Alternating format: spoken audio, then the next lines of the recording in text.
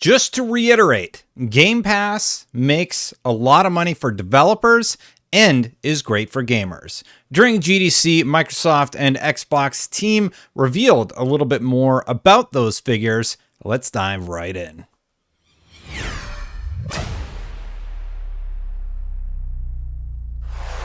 Thank you so much for watching. But before I get into it, please hit that subscribe button, hit that bell to know when my videos go live. Thank you so much for watching thus far. So there were a few interviews, one with Sarah Bond and one with just somebody from the development team who revealed a ton of information about how well Game Pass is doing.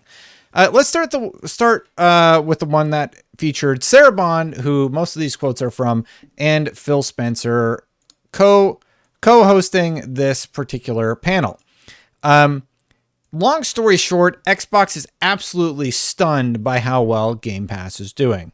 The first quote I have here is about how it benefits developers.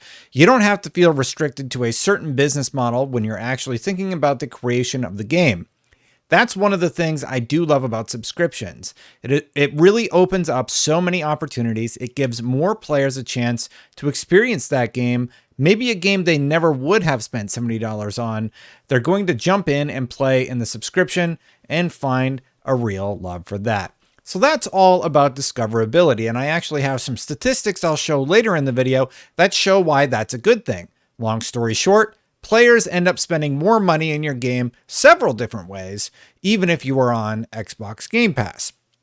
So I think Microsoft is doing this during GDC to just show, look, we know a lot of people have had questions about this and how it can be profitable for you. So here's a bunch of information about what we tell people and how it is profitable. And it's really, really nice to hear that they give the developers the flexibility of choosing the business model that they want to go with. They made a note later in the video that sure, you can release the traditional way, and that's absolutely fine. But the developers also have the choice of releasing to the cloud. They have the choice of releasing on Game Pass. They have a choice of diversifying their business model within the game. And that is a good thing. Just lots of choices for how the developer chooses to present their product to a consumer. Furthermore, they said the following. We are always stunned. We look at this data over and over again, but consistently, the engagement in a game when it goes into subscription goes up 8 times above where it was before. And members actually spend 50% more. So it's really lowered the barrier to entry, and it's created a whole new market and love for games and gaming experiences that otherwise wouldn't have existed. So that's just great to hear. It means that more people are getting to experience a game like Hellblade, a game that I didn't experience actually until it was on Game Pass. And when I experienced it, I was so happy I did so. I played through it twice. I got all of the achievements available in the game, and now it's one of my favorite franchises. So when Hellblade 2 comes around, I know what's going on. I remember what happened in the first game, and I can't wait to play the sequel to the original. So it's really, really cool to hear how the subscription service not only exposes these games to a wider variety of people. And when you say these things off the cuff, maybe using the word expose isn't quite the appropriate word to use, but yeah. The point being though, people are happy when they get to play a new game and fall in love with it, right? I know I know a lot of consumers are. So it's great that we get a great deal and developers are getting supported as well. Now, the final quote is actually one where I think Sarah Bond slipped up a little bit because she talked about how the competition is also going to be adding their subscription services. Here's what she said. We have our subscriptions. Sony has announced theirs. Wait a minute.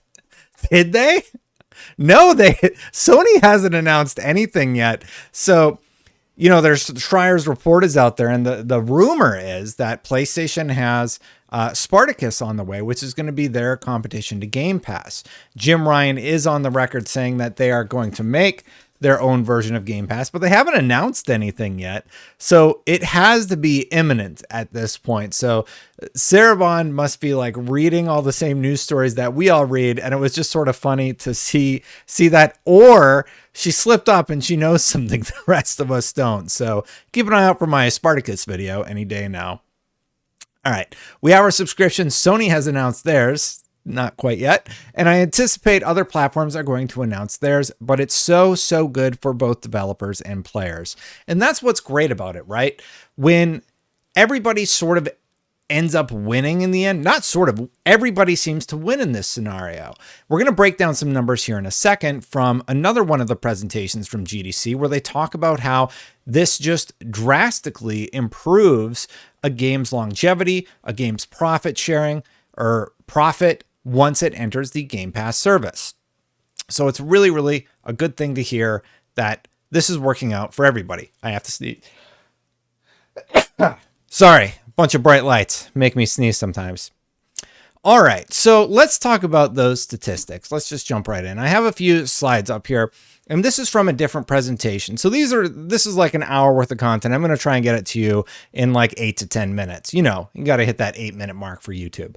Anyway, basically, members explore more games that are on Game Pass, and members play 40% more titles after joining Game Pass. So they're playing more games, and that means they are more likely to spend money on games that they play within the service. And we'll get to that slide in a second.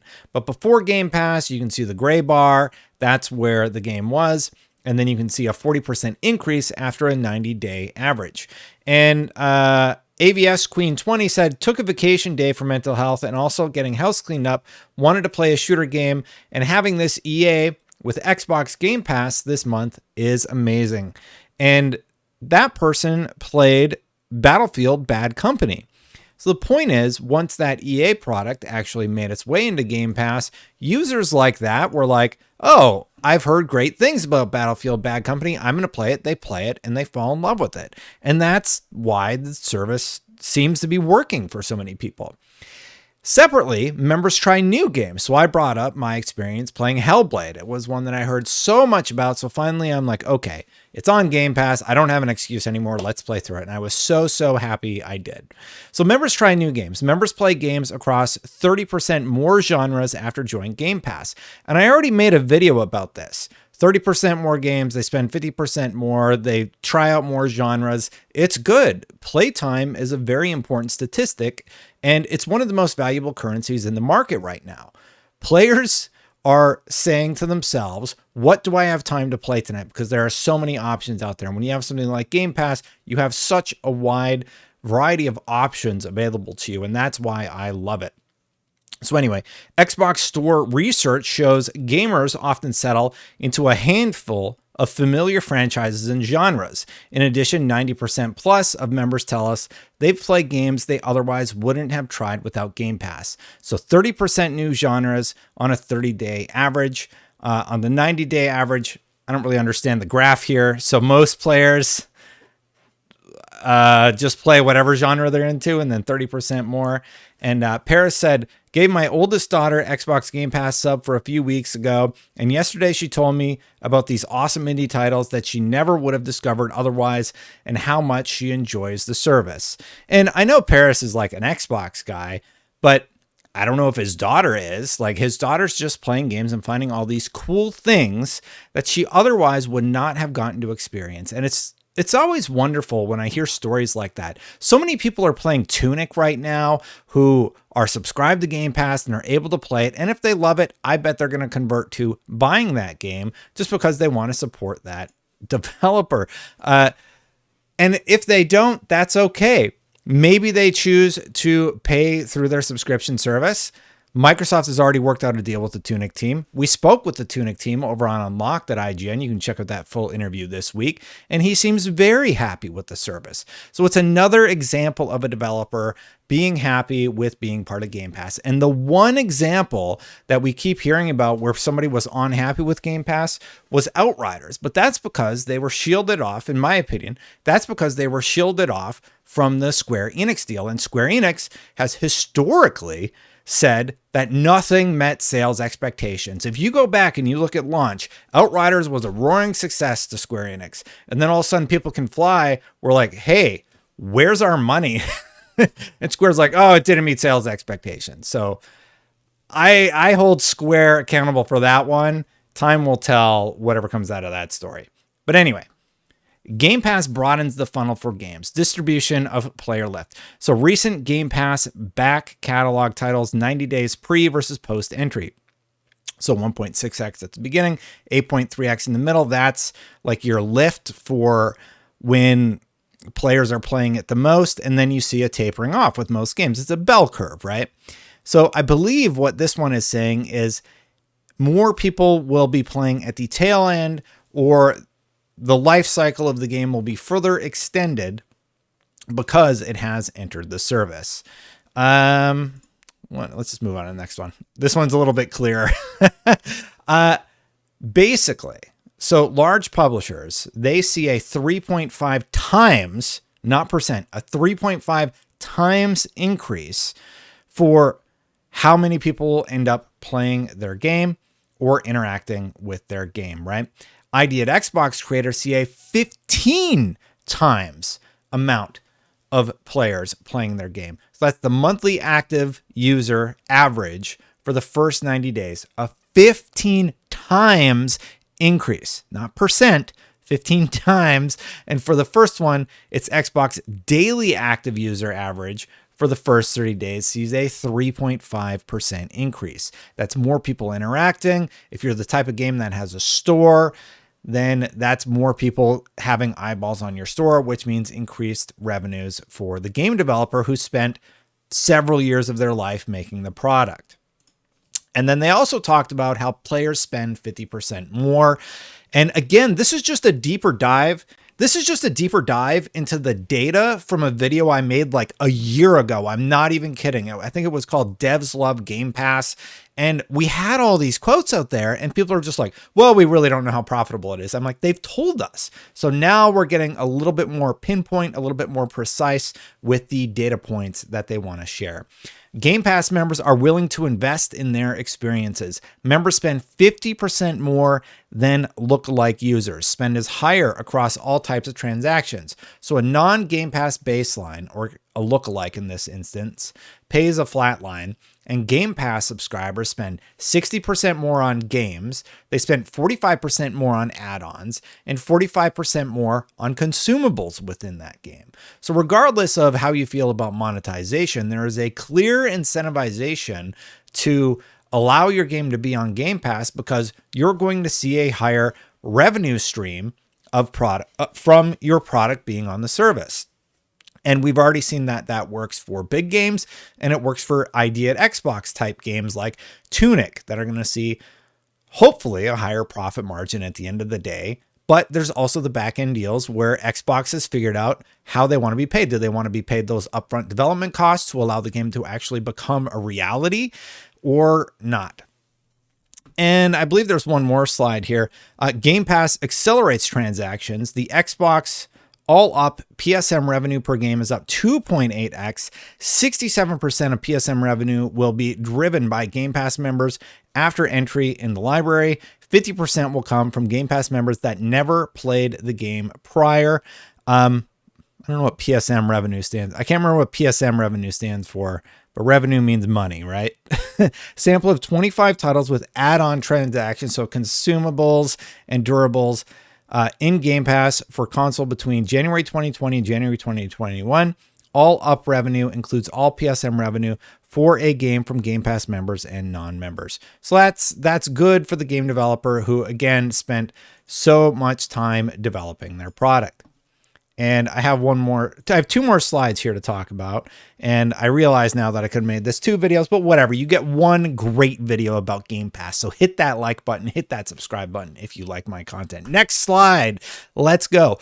Ultimate Perks program provides more ways to drive value for people like me, right? So free-to-play titles that offer PSM mechanics see great results. You see 17 million people redeeming those free things like the Phantasy Star Online 2 Xbox Game Pass Ultimate Perks bundle. So you get a bunch of perks in that game. They have a Warframe example. They have the Discord 3 months of Nitro free example.